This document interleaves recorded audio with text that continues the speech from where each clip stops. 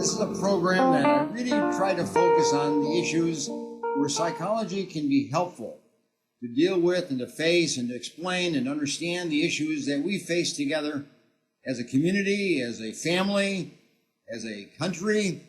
And we have some very tough stuff going on today in our country, in our world, if you will. I'm going to address some of those today as we look at some of the issues that are very important to all of us and very tender issues for a very large number of people today that have lost individuals as a result of mass shootings and the killings that have been taking place across the country. So I examine issues because what I want is for us to live effectively. I want us to live more successfully. I want us to live more desirably. I want us to be good people. I want us to be a good country. I want us to be a good city. I want us to be good homes. And so when I select topics, that's what I keep in mind is what can I do, what can I contribute so that you as the audience can live a life that's good, that's effective, desirable, and contribute something to the community in which you live and the children and the family within the home that you are responsible for. So in the past number of sessions, this is number 5, by the way, in our series of Psychology for Today, we've looked at issues such as the healthy family. What does a healthy family look like? What makes up a healthy family? And then we went on to self-esteem. What does a person that has positive self-esteem look like, seem to be, live their life in a way that's different from people who have low self-esteem? So we looked at that issue of self-esteem and how we can promote that within our family life, within our institutions, within our schools, within our churches, and so on, to build self-esteem. That was our number 2.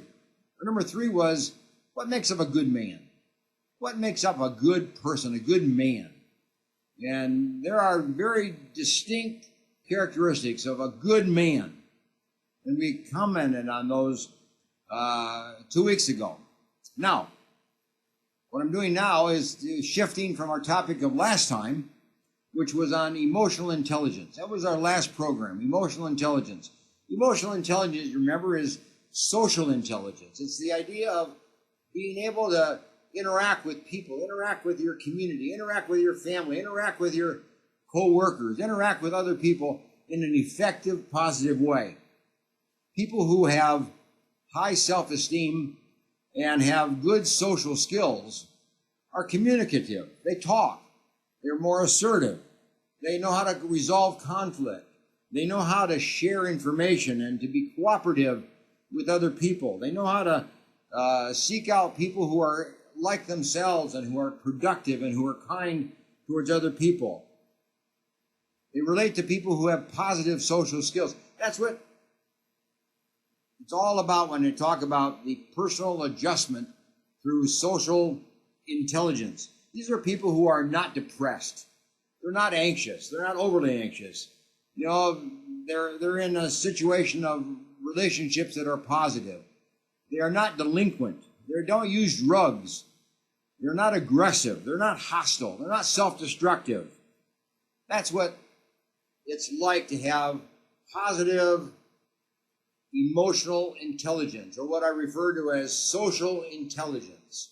Now, that's what we did the last time in our program. I'm going to shift now today to a very tender topic that's important to all of us, and that's what's been going on in our country.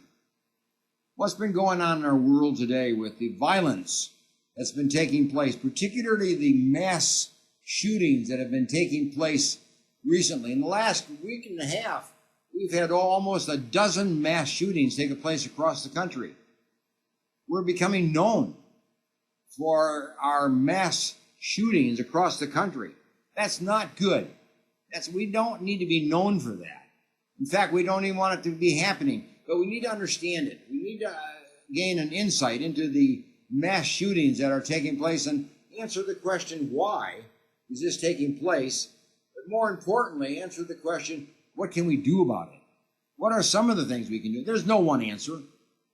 You know, it'd be simple if we just said, well, this is the thing you do and it's all over. That would be a very simple way of looking at life. It's not that simple. It's not that easy. There are multitudes of issues that we have to consider if we're going to address this issue of violence in our communities, violence in our schools, violence in our churches, violence in our shopping centers, violence in our homes, if we're going to face that issue, we have to be very up on the idea of multi-dimensional thinking. You can't just think, well, if guns were somehow removed, the problem would go away. No, that's not the issue at all. That's a false idea. And anybody that promotes that idea is just leading you down a false path. Don't believe them and don't follow them. It's not a gun issue. It's a multi-dimensional issue that involves many aspects of behavior. And we're going to look at that today. What are these? I got 5 multi-dimensional traits and aspects of this whole issue of mass shootings that we need to consider and we need to take care of. So if we're going to solve the problem, we got to look at it in 5 different dimensions, not just the one dimension of a gun. So if we're going to do that today, let me start out with this. Texas today is crying. The heart of Texas is crying. But you know, so are a lot of other communities, so are a lot of other states, so are a lot of other homes, so are a lot of other families. We have a lot of people crying today because of the loss of a loved one, because of a mass shooting, or just an individual shooting. It didn't have to be a mass shooting. They all hurt. They all are painful. They all create deep hurts and sorrow in the lives of people, in the lives of family members. So that's what we're going to take a look at. We do it with the idea that this is not a Texas problem. This is an American problem. This is a people problem. This is a family problem. This is an individual problem. This is a government problem. This is a community problem. This is a state problem. This is a federal problem. It's a national problem. And we can even go beyond that into the global world, today. So get out of the idea of saying that it's just this little bit of a problem. If we take guns from the people in Texas, the whole thing will be solved. No, that's not the answer at all. And that's false thinking, and we cannot allow ourselves into that narrow mind of thought. So let me take a look at these 5 dimensions that we need to consider if we're going to address this issue of mass shootings. If we're going to do anything about it. Here are 5 points that you have to consider. Now, there may be other ones as well. I'm not saying this is all that there are, but there are 5 certainly. And we need to take a look at those. First of all, it's the person. We call that person the shooter. We call that one the perpetrator. He's the one that perpetuates the crime. He's the one that perpetuates the shooting. He's the we refer to as the shooter. Now, here's the point. Shooters primarily are in the age range of 14 to 21. Now, that's very important to understand that. This is a critical issue. 14 to 21. Now, if you think of it this way, the brain develops in all of us from birth to 25. That's the development of the brain. At about age 25, the brain has now meet its maximum development and capacity. So we have kids who are using guns and shooting. They're in that age range of 14 to 21. Their brain is not fully developed. They don't have the wherewithal to make wise choices and to make decisions and to take positive actions. They're still at risk. So it's a brain issue. It's a neurological issue.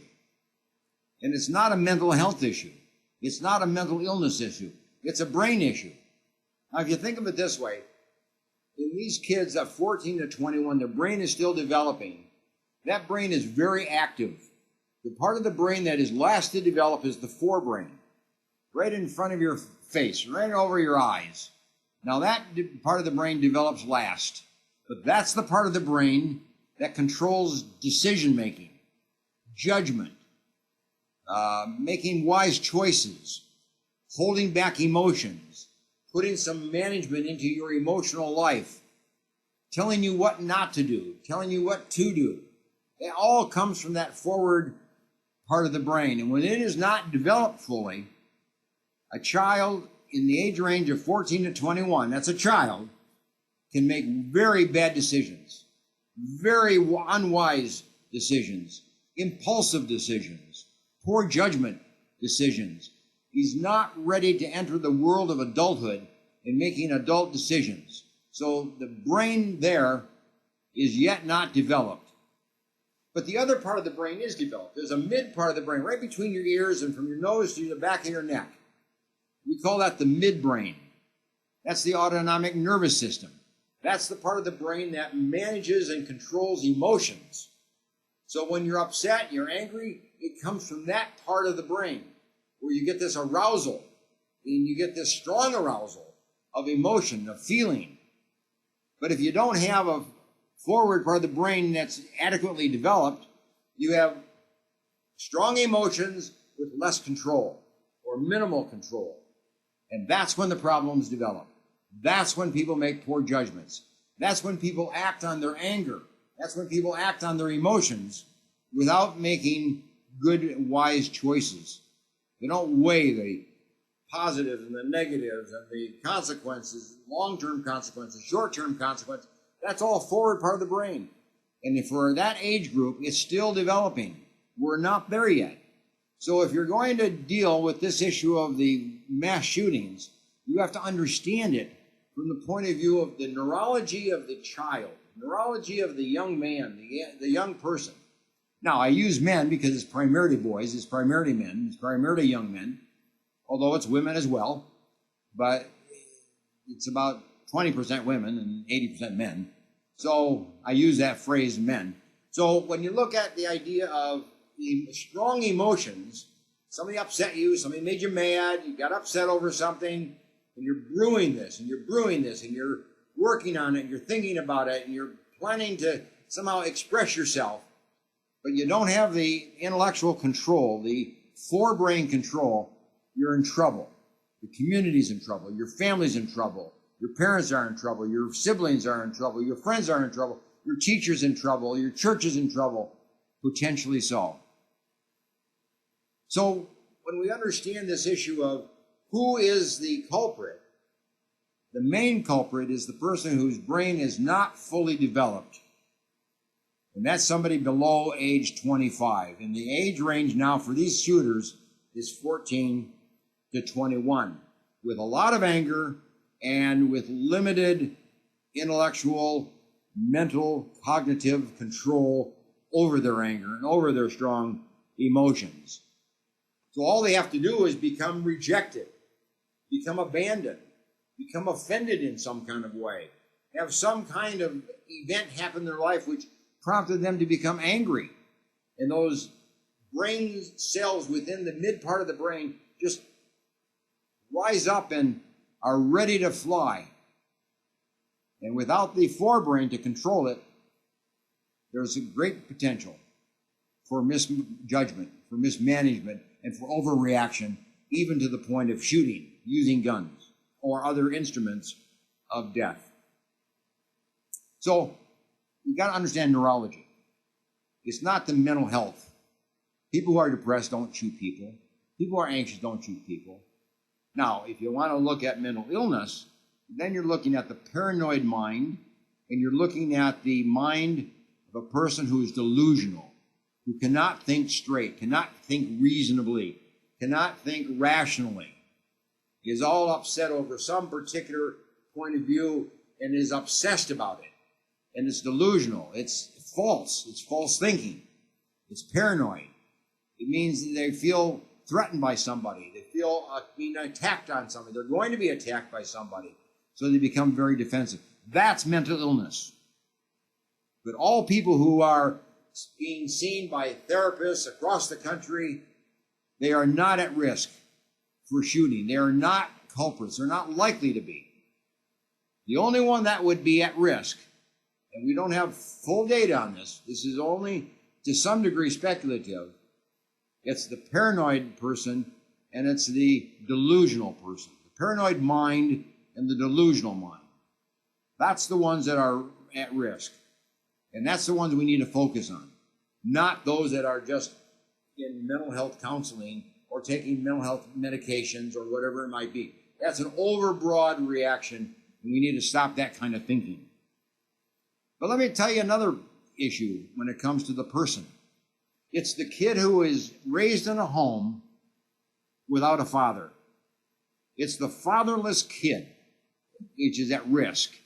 Now, you look at all the shootings that have been going on over the last several years, a large number of them, not all, but a large number of them have a fatherless home situation.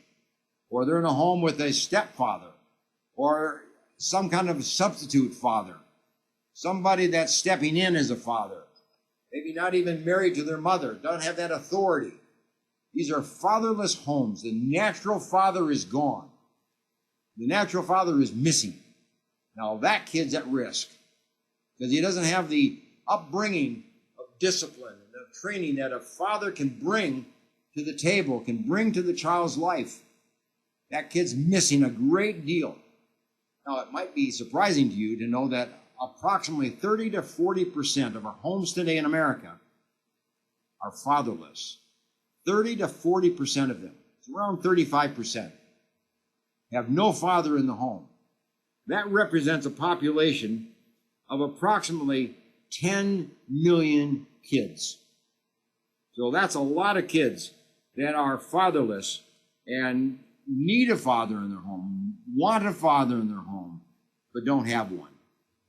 So when you look at who's at risk, who are the likely kids that can get into this kind of trouble of a mass shooting, look at the kids who are fatherless. They're at risk. Now, that doesn't mean they're going to go out and shoot somebody. Doesn't mean that at all. But we need to keep an eye on kids who are fatherless because they don't have the upbringing and the training that otherwise they need and should have. Okay? Now, one other thing about these shooters. We find that they lack moral training. They lack ethical training.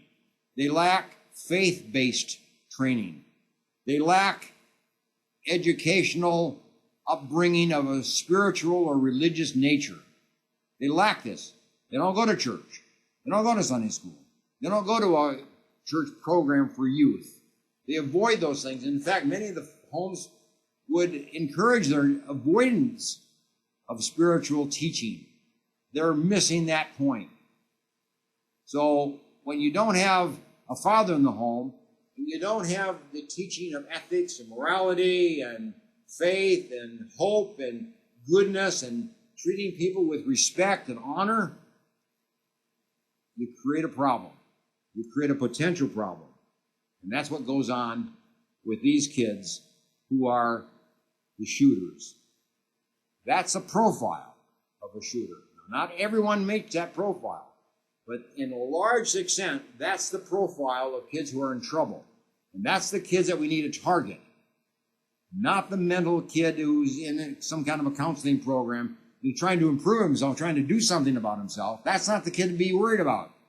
It's the one that will not go to counseling because he has this distorted thinking that somehow or another it's going to be worked against him in some way because he's paranoid and he's delusional. Okay, that's number one. That's my first point. We have to look at the shooter. We have to look at the person. And we have to be on guard for people like that and then send up the red flag when we see kids of that nature that meet these descriptions and tag them and monitor them and be careful and make sure they get into counseling, make sure they get into therapy, make sure they get into some rehab program, make sure they get into special educational programs, make sure the schools address the issues, make sure they get into church, make sure they get into youth group programs that are available in the community, make sure they go to Boys and Girls Club of America and so on. Get them involved in a pro-social kind of activity. That's what's important. Okay, that's the shooter. Now, the second issue is this. It's the events which transpire just prior to shooting. That's number two. The events that transpire prior to the shooting that takes place.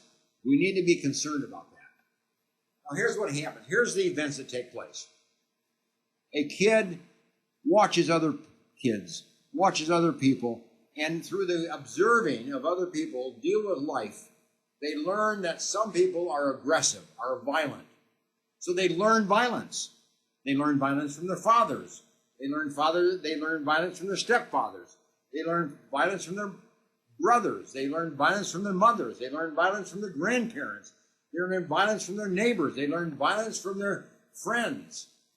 When you learn violence, you put into your thinking, you put into your mind, you put into your brain a way to behave under certain circumstances, and that's violence. So violence is learned. We aren't born as a violent person. Children are not violent when they're born. They become violent by observing and learning from other people the behavior of violence. That's number one. Now here's the second step in this. Just because you learn violence doesn't mean you're going to become violent. That isn't true. So what happens next is that you get provoked. Somehow you get upset. Somehow you get angry. Somebody does something to you. They reject you. They abandon you.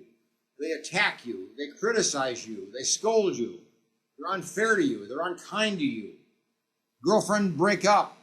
They go their own way and break you up and leave you behind. Some kind of an event happens that upsets you, that makes you angry, that gets this anger in the brain stimulated and get it going and get it aroused.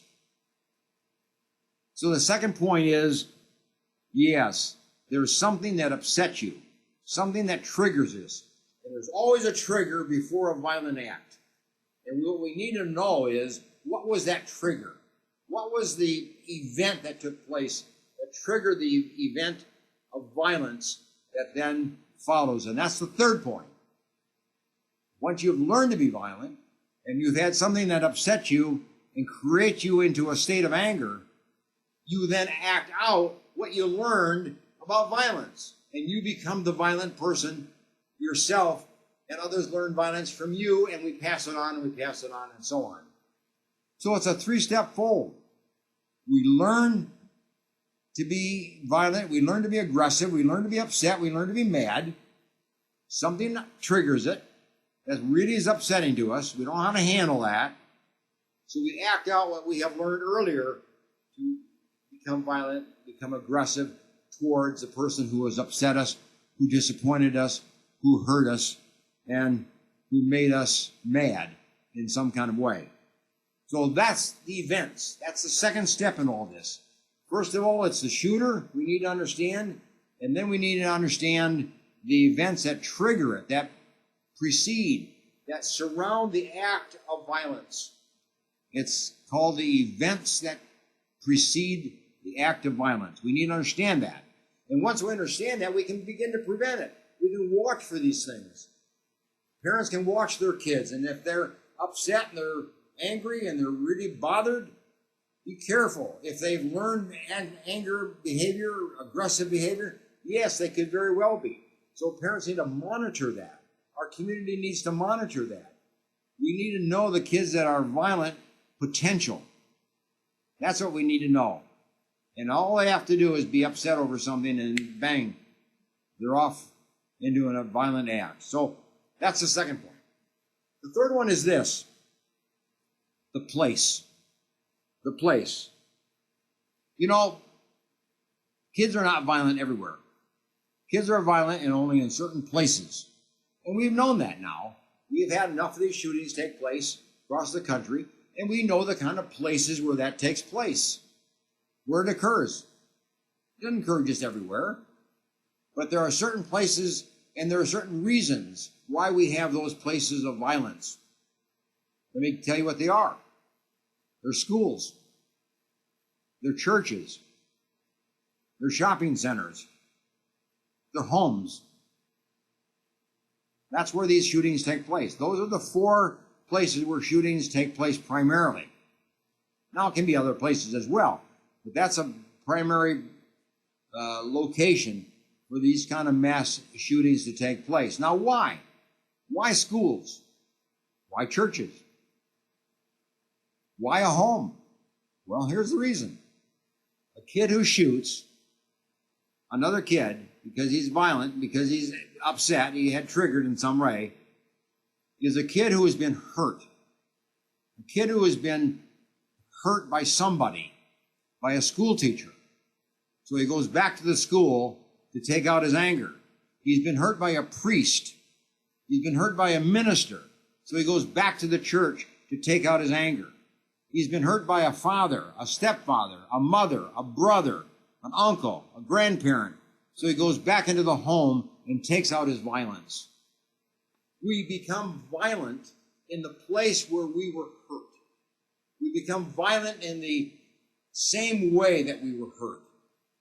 We become violent towards the person that hurt us. It isn't necessarily our mother, but it's women, it's mothers. It isn't necessarily the school teacher that hurt us, it's school teachers. It's generalized.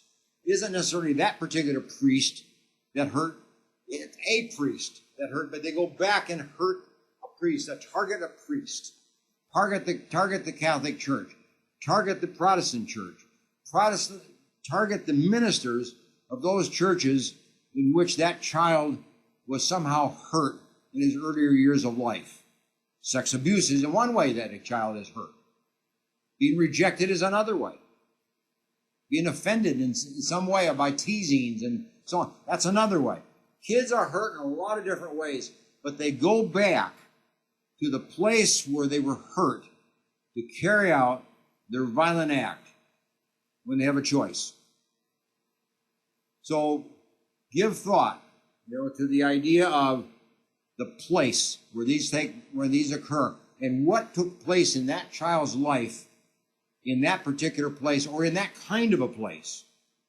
It may not be that particular church, it may not be that particular school, but it's a school, it's a church, and that's enough to be the trigger point for a violent act to take place. And often in the public, and I mentioned the shopping centers and shopping parking lots and places like that, those are often used by people who want to commit suicide by police. They're out in the open. And the only way you can stop a shooter out in the open is to shoot him. And many of these people have this motivation of wanting to be shot and killed by the police, an act of honor, a pledge of honor. That makes sense, but it is. And that's when police have to be very careful, because they're being entrapped. They're being enticed into a shooting situation by a kid who wants to be shot by a police and have that honor of death. We call it the suicide by police, is what we call that. Okay, and then the fourth thing is this. That's three. The fourth area that we have to understand, if we're going to understand this mass shooting at all, we're going to have some idea, we got to consider another issue. And I call that the things. The things. Well, here are the things. A kid who is angry, who acts out his anger, does it with words. He cusses. He swears. He condemns. He jokes. He tells jokes about people. He belittles people. He engages in bully behavior. He threatens. He teases. That's where it starts. That's the starting point. So if you have a kid who is engaging in those kind of behavior patterns, you have a kid who is learning the acts of violence. And it starts with verbal violence. It starts with teasing violence. It starts with threatening violence. And when you have a kid doing that kind of behavior, that's a kid to be alerted to and watch out for, because it grows from there into what we call the instruments of death. They are guns, to be sure. There are knives, to be sure. There are axes, to be sure. There are cars, to be sure. There are many, many things which we call the instruments of death. Gun is just one of those. And we can't put all our emphasis upon a gun, because we can take away the guns and the crime rate goes up. Go to Australia, they'll tell you that. They bought back all these guns from people, hundreds of thousands of guns they bought back. Within 3 years, the crime rate not only increased, but increased greater than it was before. It don't work. Taking away an axe, taking away a knife, taking away a gun is not the answer. Now, that may help. It may help in some situations. There may be some kids that ought to have guns restricted from them. There are some people that ought to have guns removed. There are some people that have guns that are very hard to get. Axes, knives, cars, all these kind of things, these instruments of death. Because if you don't have one, you use the other.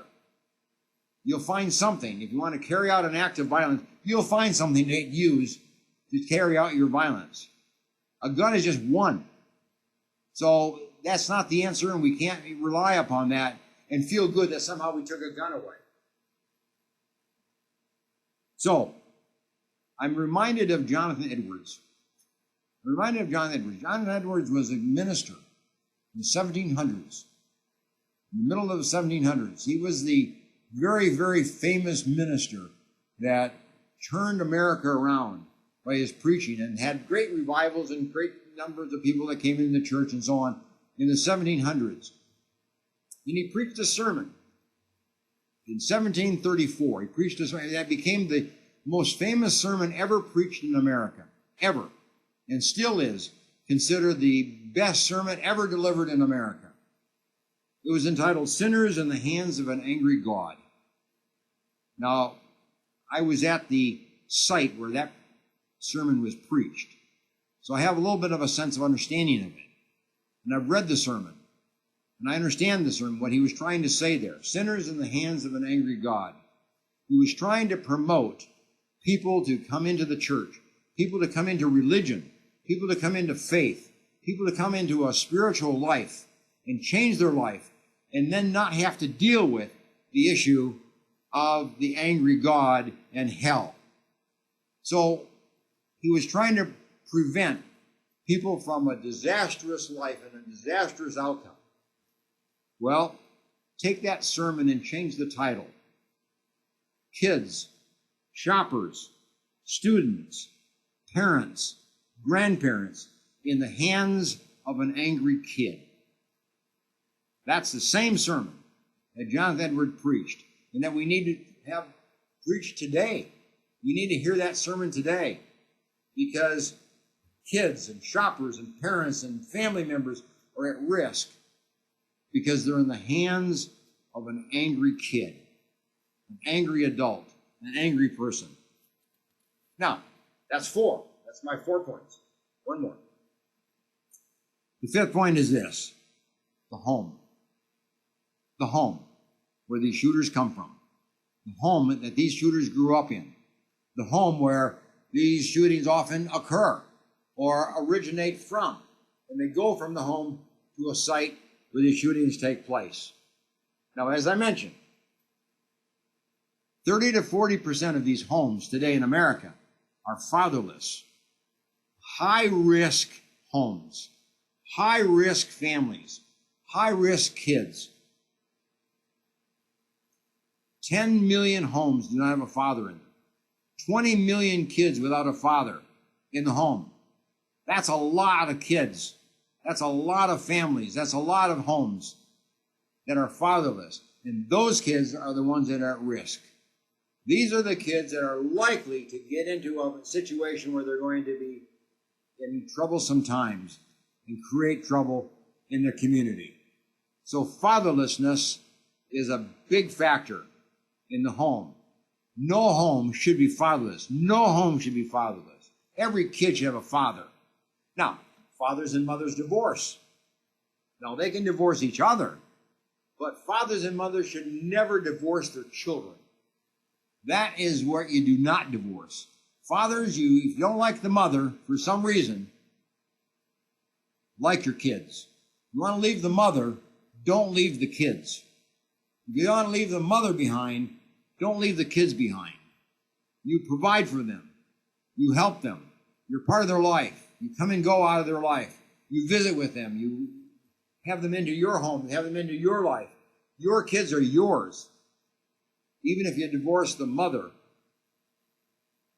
So think of fatherlessness as being a very important part of this whole formula as to why some kids shoot and other kids don't. Secondly, there are disconnected homes. These are homes that people are not connected. Parents and family members are not connected. Parents and kids are not connected. Mother and father are not connected. Siblings are not connected. They're kind of living in the same structure, but they don't have a unity. They don't have a bond. These are what I call the disconnected homes. These homes are at risk. The kids in those homes are at risk. The parents in those homes are at risk. These are the homes that eventually lead to divorce and lead to these kids being abandoned and left behind. And then that creates a whole series of anger, and what happens after that. So we have these disconnected homes. Here's what a disconnected home looks like. Mother and father both work 40 hours a week or more.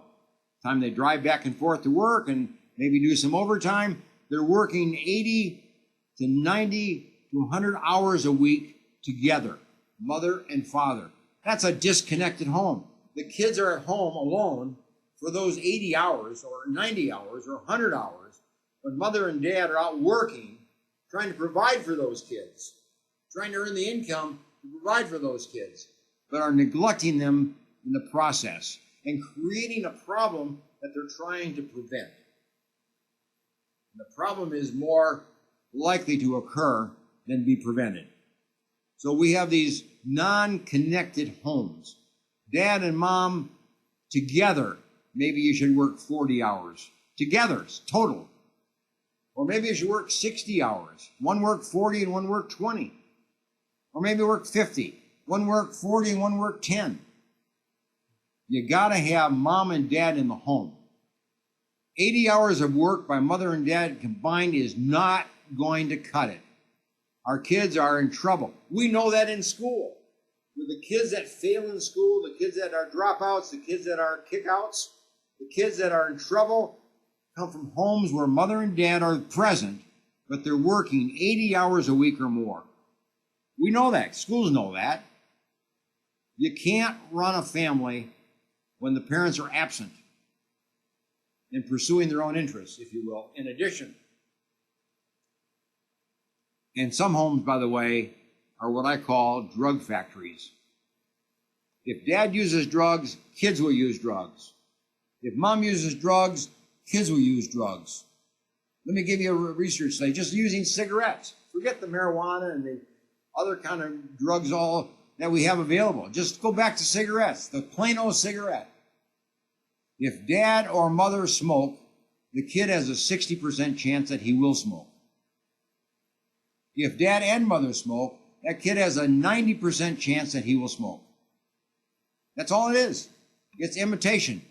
It's availability. So take this whole idea of the home being a drug factory. If parents use drugs of any form, you have kids that are going to use drugs of any form. Rarely do kids not use when they come from a home that is used. And I'm talking about cigarettes, and I'm talking about alcohol, and I'm talking about marijuana. We made huge mistakes when we let marijuana become a natural resource to every kid and every family in our country. We just opened the floodgates, and now we are suffering the consequences of that. So, drug factories are our homes these days, and we need to stop that kind of behavior. So there you are. What I've just done is given you 5 areas of concern and consideration that we need to think about, and we need to be aware of, and we need to understand. If we're going to understand this idea of mass shooting, if we're going to understand this idea of individual killing, we have to understand these 5 points, because it's complex. It's not just a gun. It's not just the kid. It's not just mental illness. It's not just a home that's gone awry. It's all these things combined that creates a shooter in a particular time, in a particular place, with a particular target, using a particular item of death. That's what it is. We need to kind of get that total picture looked at and understood. Okay, now I'm going to shift my topic. Thanks for joining me today on this very important topic, and I think it's one that we need to understand, so I'm spending time on it. But I want to talk about something else right now and bring to your attention just a little quote that I think is very germane to what we're talking about today. And you need to understand this quote. It says this, and it's on the screen in front of you. Understand it. You can't prevent all difficulties a teenager will experience, but you can give them the support and the tools to help them deal with their problems with confidence and effectiveness. You see, we are limited as parents. We're limited as adults. We can only do so much, but you got to do what you can do. You can't prevent every problem a kid has, but you can teach the tools. And if you haven't taught the tools of problem solving, if you haven't taught the tools of decision making, if you haven't taught the tools of wise decision making, then you haven't done your job as a parent. You've missed your job as a parent. So we want our kids to live a life of confidence and effectiveness. That's how we want them to live. But they won't live that life if you don't teach them the tools of decision-making, of judgment, of communication, the tools of relationships, and tools of kindness, and the tools of goodness, and the tools of friendliness, and the tools of communication. We've got to teach these kind of tools to our kids. Now, somebody asked me not too long ago, how do you talk to your kids about mass shooting? How do you talk to your kids about that? We have mass shootings going on. How do you talk to your kids about that? Well, let me tell you. Here's how you talk to your kids. First of all, consider the age of your child. Young children, you just talk in very generalities. Older kids, you talk in detail. You give details and you talk about the specifics of a shooting or a mass event. So you've got to consider the age. Secondly, victims should always be the source of concern, not the shooter. Be concerned about the victim. Teach your children to be concerned of the victim, the one that died, the families of the one that died, the loved ones of the one that died, the friends of the ones that. Focus your attention on the victims, not on the object of that shooting. And then thirdly, every mass shooting is a teaching moment. Every time a mass shooting takes place, you as a parent have an opportunity to teach something to your kids. It may be self-protection. It may be choices. It may be decisions. It may be alternative decisions of behavior. Do this rather than that. In this kind of a situation, this is the way to behave, not that way. Use these opportunities as teaching moments. And then teach your kids what I call an emergency plan. Should they ever be in a school, should they ever be in the public, should they ever be in a shopping center, should they ever be in the outdoors where a shooting takes place, teach them how to take shelter. Teach them where to go. Teach them how to hide. Teach them how to get out of there and protect themselves.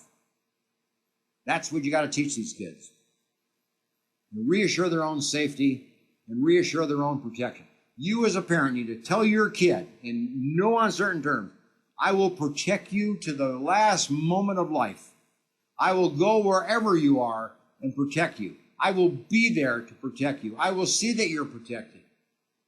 I will make sure that the schools are safe. I will make sure that your church is safe. I will make sure that your club that you go to is safe. I'll be sure that the soccer field on which you play is safe. I will do what I can to make you a safe environment so that you can live your life.